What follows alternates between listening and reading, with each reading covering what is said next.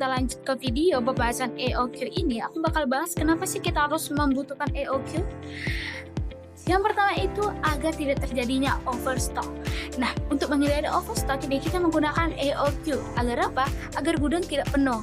Yang kedua itu biaya produksinya tidak menumpuk. Terus yang terakhir itu kualitas dari barangnya itu tidak menurun. Terus yang kedua, kekurangan stok. Nah, ini kebalikan dari kelebihan ya teman-teman. Kekurangan stok. Apa sih yang terjadi dengan kekurangan stok ini? Itu akan mengurangi bahan baku teman-teman. Terus itu akan mengurangi kepercayaan dari para pelanggan. Itu bakal bisa membuat perusahaan itu bangkrut. Nah, yang ketiga itu penggunaan EOQ ini dapat digunakan oleh sebuah perusahaan agar mereka tahu kapan dan berapa barang itu harus diproduksi, dipesan, dan dibuat sehingga tidak terjadi sebuah kekurangan stok ataupun kelebihan stok. Dengan begini anggaran itu akan efisien teman-teman. Begitu teman-teman alasannya kenapa EOQ ini sangat penting.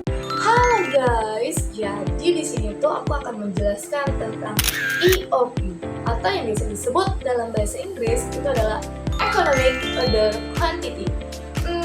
Apa sih yang dimaksud dengan EOQ?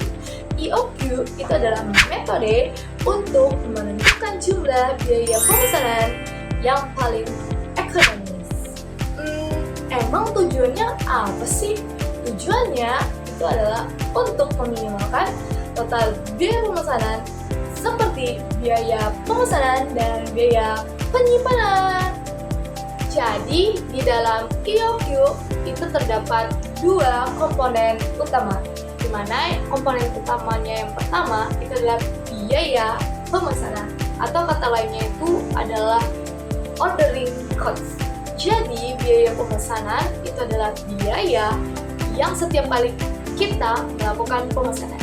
Nah, komponen yang kedua itu adalah komponen biaya penyimpanan atau yang disebut dengan holding cost. Jadi biaya penyimpanan itu adalah biaya yang menyimpan barang di gudang. Ya seperti sewa, ya seperti listrik dan resiko kerusakan. Rumus EOQ yang akan kita gunakan yaitu ini. Akar kuadrat 2 dikali D dikali S lalu dibagi dengan H. Nah, D itu sama dengan biaya permintaan per unit dalam 1 tahun. S itu biaya pemesanan per sekali pesan. Lalu H itu biaya penyimpanan unit dalam 1 tahun. Baiklah, sekarang kita masuk ke contoh kasus nyata. Misalnya, sebuah perusahaan pengelolaan CPO di Riau memiliki data sebagai berikut. Permintaan tahunan 24.000 liter. Biaya pemesanan per kali pesan sama dengan Rp500.000. Biaya penyimpanan per liter per tahun sama dengan Rp2.000. Kita akan hitung EOQ-nya. Yuk kita hitung. EOQ sama dengan akar dari 2 kali 24.000 dikali 500.000 dibagi 2.000 sama dengan akar dari 12 juta. Hasilnya kira-kira 3.464 liter. Jadi, jumlah pemesanan optimal adalah sekitar 3.464 liter per pesanan. Artinya, perusahaan sebaiknya memesan CPO sebanyak 3.464 liter setiap kali agar biaya total persediaan paling efisien. Nah, dari perhitungan tadi, kita bisa lihat bahwa metode EOQ sangat membantu dalam pengambilan keputusan pesanan.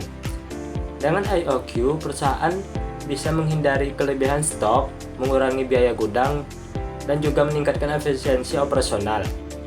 Terima kasih sudah menonton video kami.